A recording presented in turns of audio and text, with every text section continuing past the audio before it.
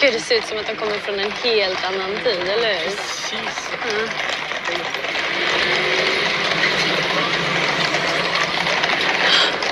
Du, kolla. Är han naken?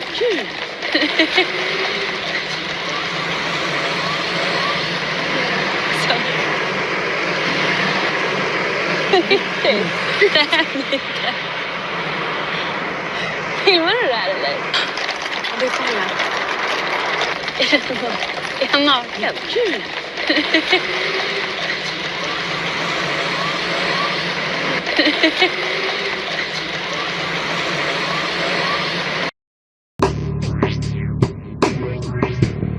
Here's Trump is going after Venezuela.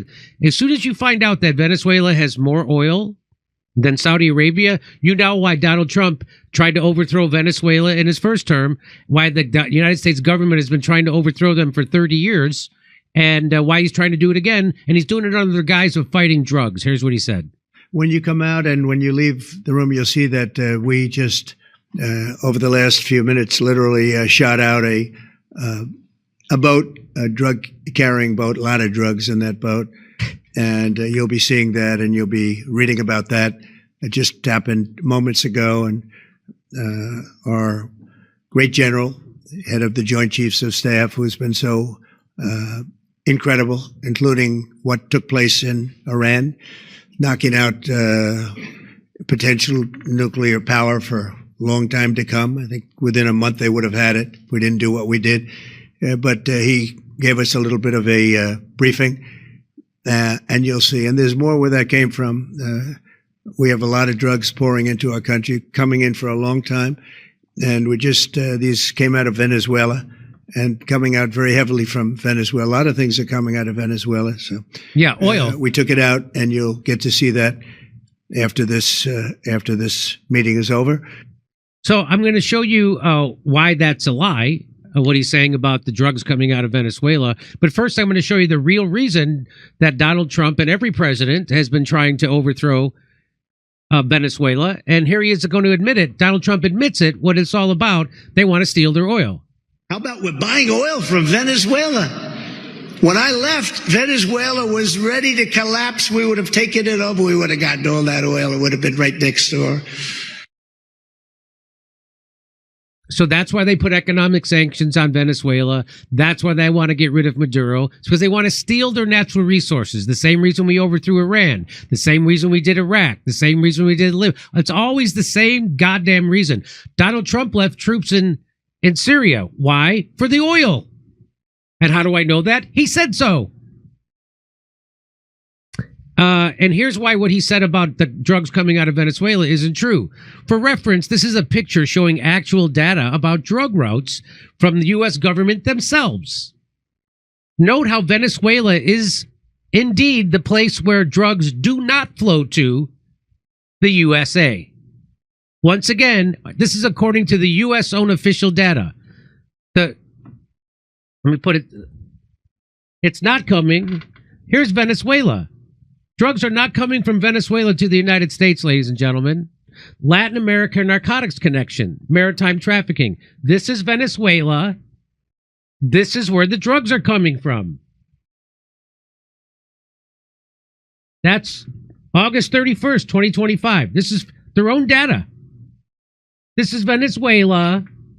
This is where the drugs are coming from. So the drug cartel state is actually Ecuador, but it's a U.S. vassal, so who cares? Huh. Declassified video showing the U.S. committed a war crime when it fired on a civilian vessel near Venezuela. Being suspected of carrying drugs does not carry a death sentence, and certainly not one without due process. So there's this boat that they say was carrying... Look at this boat. This is the boat they said that they blew up because it was carrying drugs. You see how tiny that boat... I thought it was going to be like a giant ship. It's a literal little boat. The difference between a boat and a ship. That's a boat. And they say, oh, it was full of drugs. So, and by the way, they say that the... Anyway, Justin Amash, he says, Congress has not authorized military hostilities against Venezuela. There's no exception permitting unilateral action because it's drugs or terrorism or a designated organization. The peace president strikes again. Here it is from the AP. Trump says U.S. strike on vessel in Caribbean targeted Venezuela's Tren de Agua gang and killed 11 people. Well, guess what? Former Philippine President Duterte is in custody in The Hague right now. Why? Because he's being charged by the International Criminal Court for ordering the summary execution of alleged drug traffickers. Trump just ordered the summary execution of 11 alleged drug traffickers. President Donald Trump said Tuesday the U.S. has carried out a strike in the Southern Caribbean against a drug-carrying vessel that departed from Venezuela and was operated by the Tren de Agua gang. No proof provided of any of that.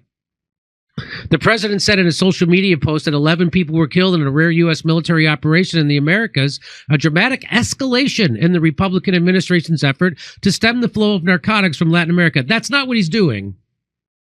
That's not what this is about. Trump also posted a short video clip of a small vessel appearing to explode in flames. The strike occurred while the terrorists were at sea in international waters transporting illegal narcotics headed to the United States, Trump said. No U.S. forces were harmed in the strike. Please let this serve as a notice to anybody even thinking about bringing drugs into the United States. I'll show you again that map. This is not where the drugs are coming from. This is where the oil is. The video appears to show a long multi-engine speedboat traveling at sea when a big bright flash of light bursts over the craft. The boat is then briefly seen covered in flames. The video, which is largely in black and white, is not clear enough to see if the craft is carrying as many as 11 people. The video also did not show any large or clear stashes of drugs inside the boat. And that's why they're saying it's AI. They're saying this is AI. So there's the boat. There's the boat. Do you see 11 people in there? Do you see large caches of drugs? So they're saying this was AI. So there's the boat. This is what your military's doing, ladies and gentlemen, to try to intimidate a country so we could steal their oil. Try to destabilize a country so we could go in there and steal their oil. There it is. So that's the big flash of light. And they say that's AI. They're saying that's not even real. Tren de Agua originated more than a decade ago at an infamously lawless prison with hardened criminals in Venezuela's central state of Aragua. The gang has expanded in recent years as more than 7.7 million Venezuelans fled economic turmoil and migrated to the other Latin American countries or the U.S. Why do you think those 7.7 million Venezuelans fled Venezuela? Because the United States put sanctions on that country to make life miserable for people so they would overthrow their government so then we could come in and install a puppet and steal their oil. Well, that didn't happen. 7.7 million people left. And where'd they go? They came to the United States. Trump and administrative officials have repeatedly blamed the gang for being at the root of the violence and illicit drug dealing that plagued some cities. And the president on Tuesday repeated his claim, contradicted by a declassified U.S. intelligence assessment that Tren de Agua is operating under Venezuelan President Nicolas Maduro's control. So even their own U.S. intelligence doesn't say this. Trump is just making this up. Just like he made up that Epstein is a left-wing hoax. He just makes stuff up. He's making this up. The White House did not immediately explain how the military determined that those on board the vessel were Tren de Agua. How do you even know? The size of the gang is unclear, as it is the extent to which its actions are coordinated across state lines and national borders. Maduro did not address the strike directly, but charged that the U.S. is coming for Venezuela's riches. Of course they are. The South American country has the world's largest oil reserves. From the neighborhoods of Caracas, I tell you, there will be peace in Venezuela with sovereignty. Communications Minister Freddy Núñez questioned the veracity of that video. Based on the video provided, it's very likely that it was created using artificial intelligence. He couldn't say what tools would have been used to create that video, but said it showed an almost cartoonish animation rather than a realistic depiction of an explosion. Trump and Secretary of State Marco Rubio first announced the strike earlier Tuesday, shortly before Rubio left on a trip to Mexico and Ecuador for talks on drug cartels, security, tariffs, and more. In a brief exchange with reporters before departing Miami for Mexico City, Rubio deferred questions about the specifics of the strike to the Pentagon. He said the drugs on that vessel were likely headed to Trinidad or elsewhere in the Caribbean. So now we're patrolling Trinidad. We're doing international policing on behest of Trinidad? Here he is saying it. Here he is. The president is going to be on offense against drug cartels and drug trafficking in the United States. It destabilizes not just the country, but the entire Caribbean basin. These particular drugs were probably headed to Trinidad or some other country in the Caribbean, at which point they just contribute to the instability. So that's it. We're all too aware of the notorious and ongoing instability caused by drugs flooding into the nation of Trinidad.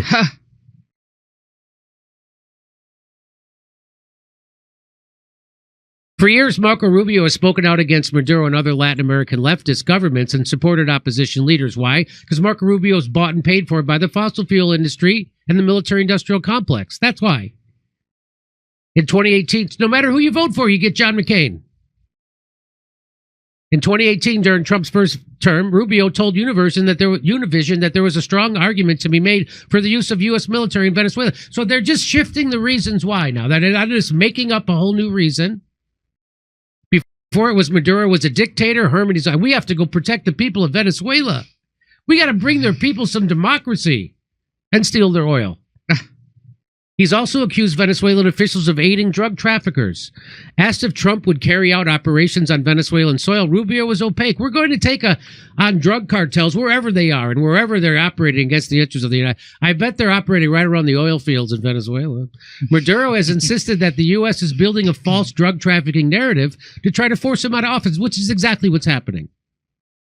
So there's your peace president, Donald Trump, starting wars all over the place. Iran, bombing Yemen, funding a genocide, sanctioning, continuing to send arms to Ukraine, putting sanctions on India for buying oil from Russia, putting sanctions on Russia, and now doing this.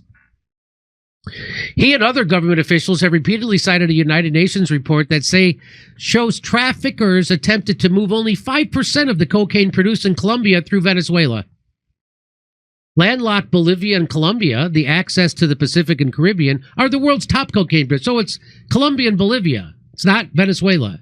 The latest UN World Drug Report shows that various countries in South America, including Colombia, Ecuador, and Peru, reported larger cocaine seizures in 2022 than in 2021. But it does not assign Venezuela the outsized role that the White House has in recent months. The impact of increased cocaine trafficking has been felt in Ecuador in particular, which has seen a wave of lethal violence in recent years linked to both local and transnational crime groups, most notably from Mexico and the Balkan countries. Maduro on Monday told reporters that he would constitutionally declare a republic in arms if his country were attacked by the United States forces deployed in the Caribbean.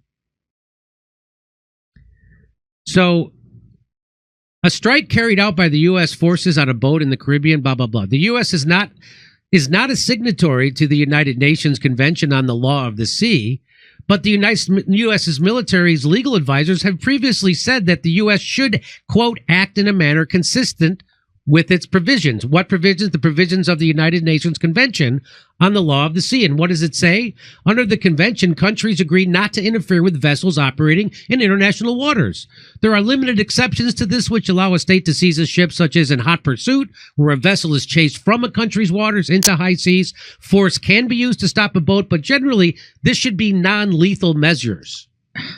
But he added that the use of aggressive tactics must be reasonable and necessary in self-defense, where there is immediate threat of serious injury or loss of life to enforcement officials, noting that the United States moves, the moves they just did, were likely unlawful under the law of the sea.